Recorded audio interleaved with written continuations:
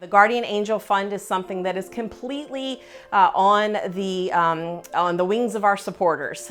We would not have the Guardian Angel Fund if it weren't for people who found our organization a worthwhile cause and provided us with those funds and resources. So thank you.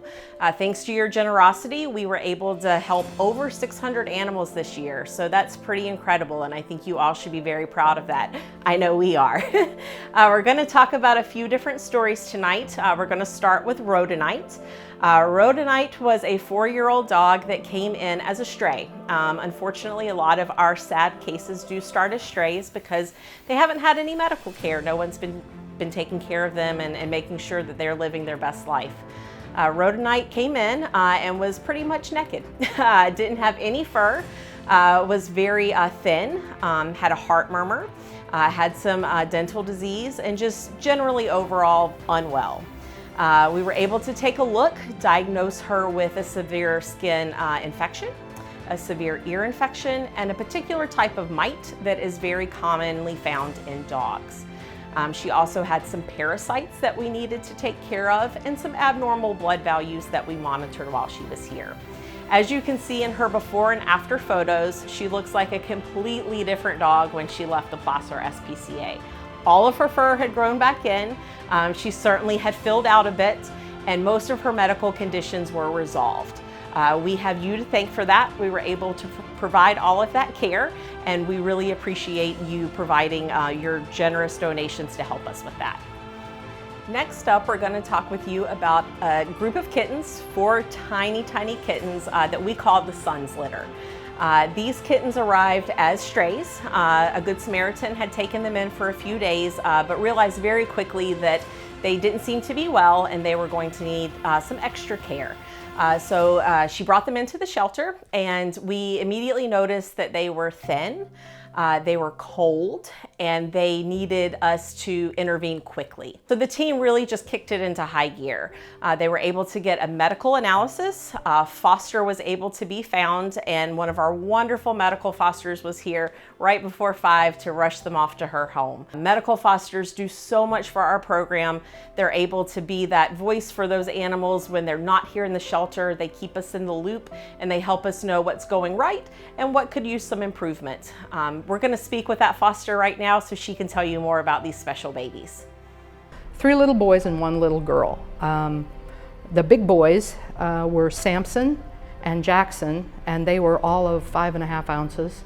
The 2 littles were Nelson, little sister Grayson. They were only about 4.5 ounces. And just to put that in context, all of those kittens were smaller than the granola bar that you had for breakfast this morning. Tiny little kittens. But they were so starving and so frantic that they found it difficult to settle enough to latch on to the bottle and eat. So I had to think of clever ways to disguise the bottle, clever ways of getting them to eat without them knowing that there was a bottle feeding them. For these guys, the first couple of weeks, it was about 90 minutes between feedings. So those middle of the night feedings, it was hardly worth the bother to go back to bed. Oftentimes I was just leaning back in a recliner and putting 4 kittens on my chest with a fleece blanket and waiting for the next feeding time with the alarm to go off. I have absolutely no doubt that the vet team saved them. I have no doubt that they got their chance by being at the Placer SPCA. And that's one of the things that I appreciate about volunteering at the Placer SPCA. One of the reasons that I can do it is knowing that everybody gets their best chance.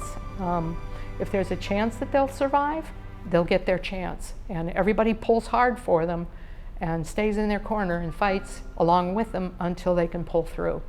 The vet team, they're fabulous. They really are. They sure make it manageable to take on medical fosters and to lend your own support to a piece of that effort. Everybody's doing their piece, you know, like that expression you hear all the time about it takes a village. It really does here. I think as far as donating to the Guardian Angel Fund, if you have a question about whether or not it's a worthy cause, just take a look at the Sun's Litter. take a look at what the veterinary team was able to do for them to pull them through. There's so many animals that come in with all kinds of medical needs and injuries and illnesses. It's a tremendous thing to have a Guardian Angel Fund to tap into to help that many animals and help them along their way. And the end goal, of course, is getting them to the point where you can see them adopted and going off to their new home. That's a fabulous thing. Our final story for tonight is about a very special dog named Zuku. When Zuku arrived as a stray, you could tell immediately that there's something wasn't right about Zuku's face. More specifically, his eyes.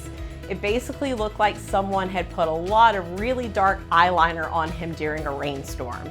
He had staining underneath the eyes that extended down his face, and he just wasn't opening his eyes very well. He looked like he was in pain.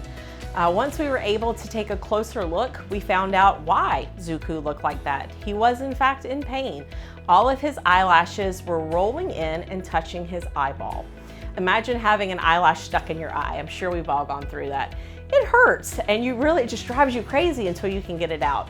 So imagine 100 eyelashes being stuck in your eye. And that's basically what Zuku had been dealing with day after day. So he was in quite a bit of pain, and his face had become stained because his eyes were draining from that discomfort. We were able to perform a surgery to simply roll his eyelids out so those eyelashes didn't touch anymore. And wouldn't you know, he was a different dog after that surgery. His face cleared up, he was able to open his eyes wide and bright, and we were just so pleased with how great he did. His adoptive family came in, immediately fell in love, and he's been living his best life ever since. Cody has brought so much joy and love into our lives. He is just a ball of energy. He's the sweetest boy. He's so loving. He loves other dogs and other kids and wants to say hi.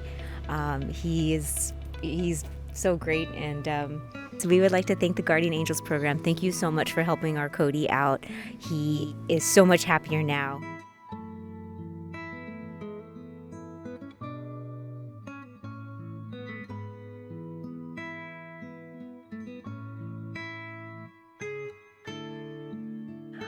I actually walked into the vet department when Sweetness first arrived at the Placer SPCA. By the way, she came in as a stray, so she really didn't have a name. But when I saw her, it was unbelievable. She was emaciated, and she could barely stand up because she had a mass the size of a grapefruit that was hanging from her abdomen. And the staff were there just loving on her, trying to get her to stand so that they could do a proper examination. It was so sad. And her eyes, she just looked into your soul and she said, "I need help." And I'm so grateful that our veterinary staff were there to not only remove that mass, but to understand, to biopsy that mass and realize that there wasn't any cancer in that mass, which was the first piece of good news. I couldn't believe it because they told me that her prognosis was very, very guarded at that time. After that surgery, they found a wonderful foster person to look after her because she needed more surgeries. They found more masses. But during that time in foster, she's doubled her weight.